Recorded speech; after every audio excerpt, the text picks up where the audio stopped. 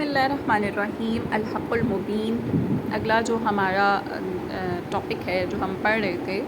دیوبندیوں کے اور اہل سنت کے عقائد میں سے، دیوبندیوں کا جو اگلا مذہب ہے وہ یہ کہتے ہیں کہ نعوذ باللہ حضور پاک صلی اللہ علیہ وسلم کے لیے بے حواس اور اس طرح کے الفاظ استعمال کرتے ہیں، تو جو کہ حضور پاک صلی اللہ علیہ وسلم کی شان میں صرف گستاخی کا معنی دیتی ہیں اور آپ کی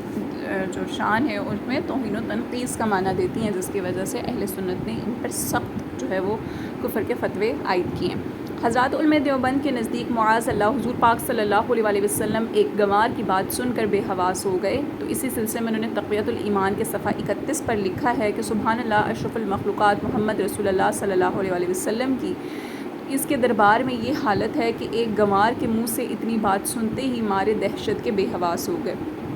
تو ظاہر سی بات ہے کہ یہاں پر دیکھیں، اگر صریح طور پر ہم معنی واضح ظاہری معنی جو ہم دیکھیں تو اس سے فوری طور پر جو ہے وہ گستاخی کا شائبہ نکلتا ہے، حضور کی بے ادبی کا شائبہ نکلتا ہے کہ آپ کے لیے بے حواس اور دہشت جیسے الفاظ جو ہیں وہ استعمال کیے جائیں۔ تو اہل سنت کا مذہب یہ ہے کہ انبیاء علیہ السلام کے حواس تمام انسانوں کے حواس سے اقویٰ ہیں اور اعلیٰ ہیں۔ سید الانبیاء صلی اللہ علیہ وسلم کے حق میں یہ کہنا کہ حضور ایک گنوار کی بات سن کر بے حواس ہو گئے بارگاہ نبوت میں سخت ترین توہین اور تنقیص ہے۔ اگلا جو ان کا مذہب ہے وہ یہ ہے کہ وہ فرشتوں، رسولوں وغیرہ کو طاغوت کہتے ہیں۔ علماء دیوبند کے مذہب میں فرشتوں اور رسولوں کو طاغوت کہنا جائز ہے۔ مولوی حسین علی ساکن ماں بھجراں اپنی تفسیر بلاغت الحیران کے صفحہ 43 پر فرماتے ہیں کہ اور طاغوت کا معنی کلما ہر وہ چیز عبیدہ کہ جس کی عبادت کی جائے من دون اللہ اللہ کے سوا سے فہو طاغوت، پس وہ طاغوت ہے۔ یہ لفظ عبیدہ ہوگا، ٹھیک ہے، کہ اس کی جس کی عبادت کی جائے اللہ کے علاوہ تو وہ طاغوت ہے۔ اب دیکھیں کہ طاغوت کا جو معنی ہوتا ہے نا، وہ اگر ہم اس تعریف میں لے بھی تو وہ یہ نکلتا ہے کہ اللہ کے علاوہ جس چیز کی بھی عبادت کی جائے اور وہ اس عبادت پر راضی بھی ہو تو وہ طاغوت سرکش شیطان کہلاتا ہے۔ تو کہتے ہیں اس معنی میں بموجب جن اور ملائکہ اور رسولوں کو طاغوت بولنا جائز ہوگا، یعنی وہ یہاں پر اس چیز کی شرط نہیں لگا رہے کہ وہ شخص راضی بھی ہو، تو اگر چونکہ انہوں نے ان الفاظ کی یہاں پر وضاحت نہیں کی تو اس کی وجہ سے یہاں پر اگر وہ یہ الفاظ بیان کریں تو یہ صریح توہین ہے، اور اگر دیکھا جائے تو اسلام سے خارج ہو جاتا ہے انسان اس طرح کی باتوں کو سوچتے ہوئے، کیونکہ عقیدہ یہ ہے کہ بے شک انہوں نے شرک سے بچانے کے لیے الفاظ استعمال کیے، لیکن سخت ترین الفاظ استعمال کیے گئے ہیں کہ جس کی وجہ سے جو ہے وہ نعوذ باللہ گستاخی کا شائبہ نکل رہا ہے اور کفر کا شائبہ جو ہے وہ یہاں پر نکل رہا ہے کہ ہر وہ چیز جو خود بھی اس چیز پر راضی ہو کہ اس کی عبادت کی جائے اس کو ہم شیطان طاغوت کہہ سکتے ہیں، لیکن جو جن ہوتے ہیں یا جو ملائکہ ہیں، جو رسول ہیں، اسپیشلی رسول وغیرہ جو ہوتے ہیں، وہ خود تو اس بات کے لیے راضی نہیں ہوتے نا کہ تم ہماری عبادت کرو، وہ تو معصوم ہیں، ان کو تو اس چیز کا علم ہی نہیں ہے کہ ان کی جو ہے وہ اس حد تک جو انہوں نے تعظیم شروع کر دی ہے کہ وہ نعوذ باللہ خدا کے برابر وہ اس کو لے گئے یا خدا کا بیٹا یا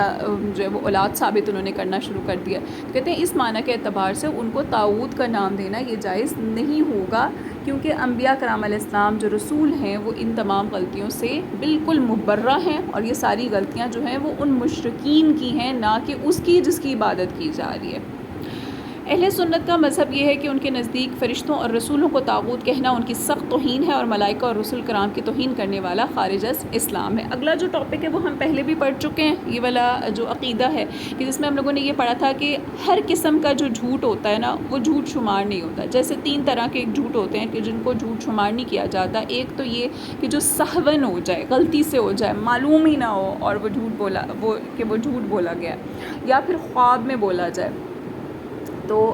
دوسری صورت یہ ہوتی ہے کہ کسی صلح وغیرہ کے لیے، اصلاح وغیرہ کے لیے جھوٹ، جیسے جنگ وغیرہ میں جھوٹ بولنا جائز ہے دشمن کو بہکانے کے لیے، تو اس طرح کا جھوٹ ہوتا ہے۔ اور ایک وہ جھوٹ ہوتا ہے کہ بظاہر کسی شخص نے سچ بولا لیکن سننے والے نے اس کا کوئی اور معنی اخذ کر لیا اور اس کو آگے بیان کر دیا، تو یہ بھی گویا جھوٹ کی قسموں میں آتا ہے۔ تو دیوبندیوں کے نزدیک وہ کہتے ہیں کہ انبیاء کرام علیہ السلام ہر قسم کے جھوٹ سے معصوم نہیں ہیں، کہ صلح وغیرہ یا اس طرح کی جو چیزیں ہوتی ہیں وہاں پر جو ہے وہ جھوٹ بولتے ہیں۔ تو نعوذ باللہ انبیاء کرام علیہ السلام کے لیے یہ الفاظ استعمال کرنا کہ وہ معاصی سے معصوم نہیں ہے، یہ صریح ان کی شان میں توہین ہے، یہ ہم پہلے بھی پڑھ چکے ہیں۔ پھر ہم اس کی ایک دفعہ وضاحت پڑھ لیتے ہیں کہ دیوبندی حضرات کا مذہب یہ ہے کہ صریح جھوٹ کی ہر قسم سے نبی کا معصوم ہونا ضروری نہیں ہے۔ مولوی محمد قاسم نانوتوی بانی مدرسہ دیوبند اپنی کتاب تصفیۃ العقائد مطبوعہ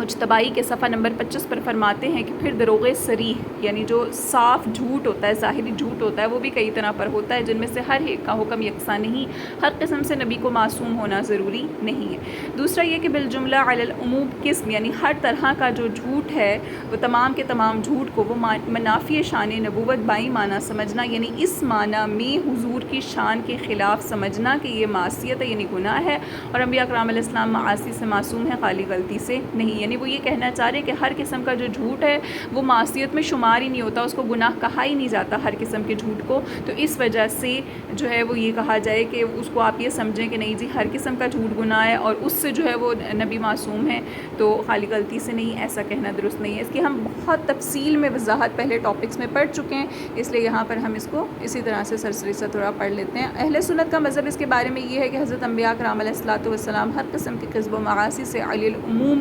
معصوم ہے، اور ان کے حق میں کسی معصیت کا تصور یا کسی قسم کے دروغ صریح کو ان کے لیے ثابت کرنا عزت و ناموس رسالت پر بدترین حملہ ہے۔